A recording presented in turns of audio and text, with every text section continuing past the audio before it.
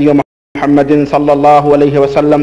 وشر الأمور محدثاتها وكل محدثة بدعة وكل بدعة ضلالة وكل ضلالة في النار. قال الله تعالى في كلامه المجيد: أعوذ بالله السميع العليم من الشيطان الرجيم. بسم الله الرحمن الرحيم. يا أيها الذين آمنوا اتقوا الله حق تقاته ولا تموتن إلا وأنتم مسلمون. تمام قسم کی حمد و ثنا اس اللہ وحدہ لا شریک کے لیے لائق و زیبہ ہے جس نے ہمیں اور آپ کو پیدا فرمایا، اور بیش بہا درود و سلام اس ذات مبارکہ مقدسہ پر جو ساری کائنات کے لیے رشد و ہدایت بنا کر کے بھیجے گئے. دوستو، چونکہ رات کا کافی حصہ گزر چکا ہے اور پروگرام تھوڑی تاخیر سے شروع ہوا ہے، اس لیے میں بلا کسی تمہید کے اپنی پچھلی گفتگو کو مکمل کرنا چاہتا ہوں. اور جیسا کہ آپ کو علم ہے کہ ہماری گفتگو مقلدین دیوبند کی ڈائری کے موضوع پر ہو رہی تھی، اور میری یہ خواہش تھی کہ جتنا بیان ہوا ہے اتنا ہی کافی ہے،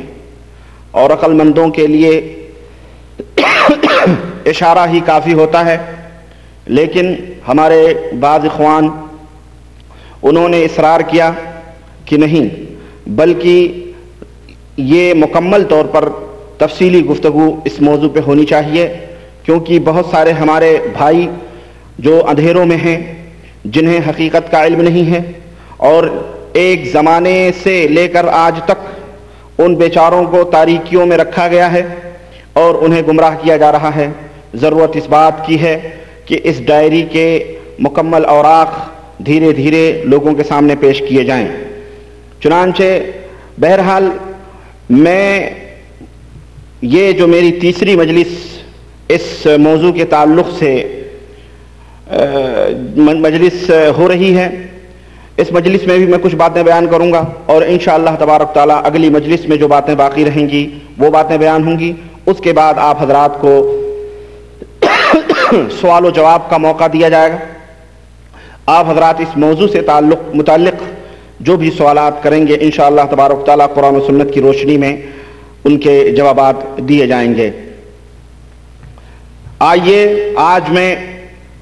مقلدین دیوبند کی ڈائری میں سے بہت سارے اوراق میرے پاس موجود ہیں، اور میں دھیرے دھیرے ان کو آپ کے سامنے واضح کروں گا انشاءاللہ تبارک و تعالی. ہمارے ملکوں میں اور بالخصوص خلیجی ممالک میں بھی، مملکت سعودی عربیہ کے اندر بھی، ہمارے یہاں کے جب علماء دیوبند یہاں تشریف لاتے ہیں اور اپنے اداروں کے لیے چندوں کی ضرورت پڑتی ہے تو یہاں پر آ کر کے یہاں کے مشائخ کے سامنے بہت بڑے بڑے دستاویزات پیش کرتے ہیں اور کہتے ہیں کہ ہم ہندوستان پاکستان کے اندر آپ کے موافقت کرنے کی وجہ سے ہمیں لوگ وہابی کہتے ہیں، اور جس طرح آپ بدنام ہیں اسی طرح چونکہ ہم آپ کے نقش قدم پہ چلتے ہیں، آپ سے دوستی کا دم بھرتے ہیں، آپ کے ایمان اور عقیدے لوگوں کے سامنے بیان کرتے ہیں، اور ہم انہی منہج اور انہی عقیدوں پر ہیں جن عقیدوں پر آپ ہیں، تو اس وجہ سے ہمیں ہندوستان میں وہابی کہا جاتا ہے. اس طرح سے یہاں آ کر کے اور کاسا لیسی کرتے ہیں اور بھیک مانگ کر کے اپنے اپنے ملکوں میں لے جا کر کے، اور جو کچھ کرتے ہیں وہ دنیا جان رہی ہے. بہرحال آج میں اس کتاب کے حوالے سے جو میرے پاس یہ موجود ہے، اور یہ کتاب ہے احکام شریعت مصطفیٰ اور جدید مسائل سنت و بدعت، جس میں شریعت رسول کے فقہی احکام، فلسفہ احکام، ایمان باللہ، استقامت دین وغیرہ وغیرہ شریعت اور عقل کی روشنی میں پیش ہیں. یہ کتاب ہے مفسر قرآن مولوی شاہد حسن قاسمی، استاذ شعبہ عربی دارالعلوم دیوبند.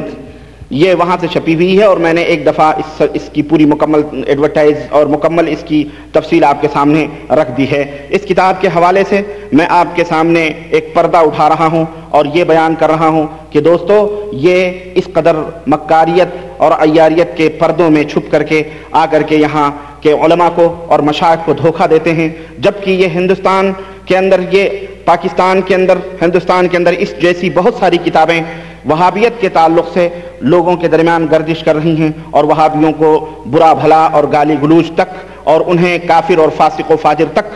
یہ علماء دیوبند اپنی کتابوں میں تحریر کرتے ہیں اور لکھتے ہیں، اور مکمل طور پر لوگوں کے سامنے اس بات کا علی اعلان ان کتابوں کے اندر بیان کرتے ہیں، اظہار کرتے ہیں کہ جناب علی ہم وہابی نہیں ہیں، ہمیں بدنام کیا جا رہا، وہابیت کا مسلک کچھ اور ہے، ہمارا مسلک کچھ اور ہے۔ اور بریلویت سے محبت کا ہاتھ بڑھانے کے لیے جو ہے بہت سارے معاملات ان سے متعین، یعنی بہت سارے معاملات میں ان کی طرف دوستی کا ہاتھ بڑھانے کے لیے کوشش کرتے ہیں۔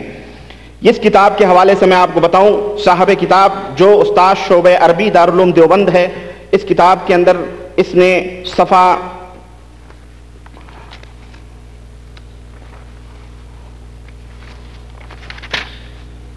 نمبر 124 سے لے کر کے 25، 26، 27، 28 اور میں انشاءاللہ تعالی وہ بیان کروں گا کتنے صفحات تک، اس نے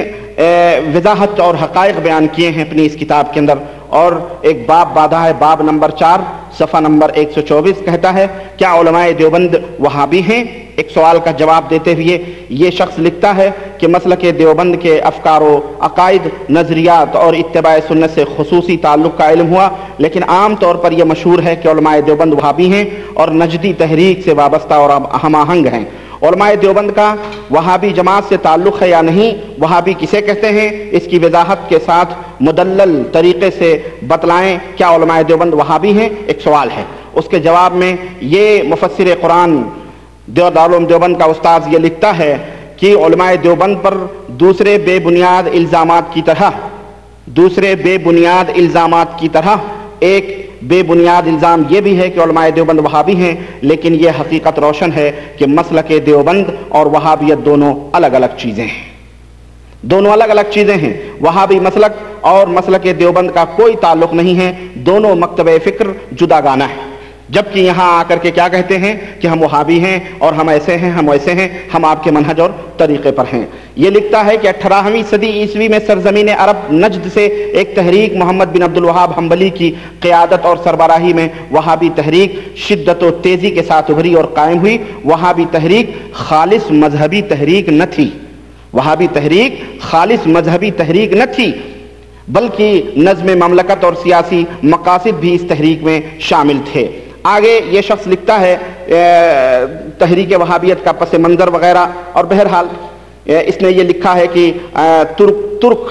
یہاں یہ لکھا ہے کہ ترک جو آخری تاجدار سلطان عبدالحمید تھے، ترک کی خلافت اصل اسلامی اقدار اور روح خلافت اسلامیہ کا آئین حقانیت کے معیار پر تو نہ تھی، ترک یعنی اسلامی حکومت، اسلامی نظام اور قانون کے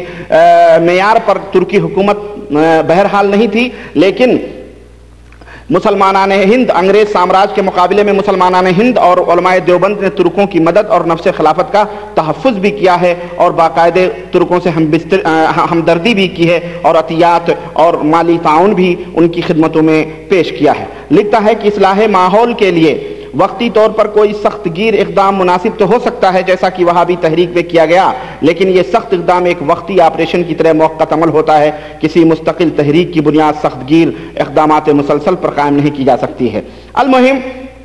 آگے یہ شخص لکھتا ہے کہ تعارف و حقیقت وہابیت کیا ہے، اس کے تعلق سے لکھتا ہے کہ قد کانا، اور یہ عبارت المہند علی المفند جو مولانا خلیل احمد سہارنپوری جو اکابر علماء دیوبند میں سے ہیں، علماء دیوبند کے بڑے علماء میں سے ہیں، ان کی تحریر پیش کرتے ہوئے کہتا ہے کہ قد کان محمد ابن عبد الوہاب النجدی یستحل دماء المسلمین واموالہم واعراضہم وکان ینسب الناس کلہم الی الشرک ویسب السلف، کہ محمد بن عبد الوہاب نجدی کا جامع تعارف دیکھیں، یہ یہاں آ کے محمد بن عبد الوہاب کے دم بھرتے ہیں رحمت اللہ علیہ، اور اس میں کوئی شک نہیں کہ محمد بن عبد الوہاب اپنے دور کے ایک مجدد تھے اور جنہوں نے توحید و سنت کا علم اٹھا کر کے الحمدللہ مملکت سعودی عربیہ کے اندر ایسے خدمات انجام دیے ہیں کہ جس کو آج 100 برس ہو رہے ہیں دنیا اپنے آنکھوں سے اور ماتھے کی نگاہوں سے دیکھ رہی ہے کہ ہاتھوں میں سونا بھی اچھالتے لے کے چلے جائیے، کوئی آپ سے پوچھنے والا نہیں ہے، اور اللہ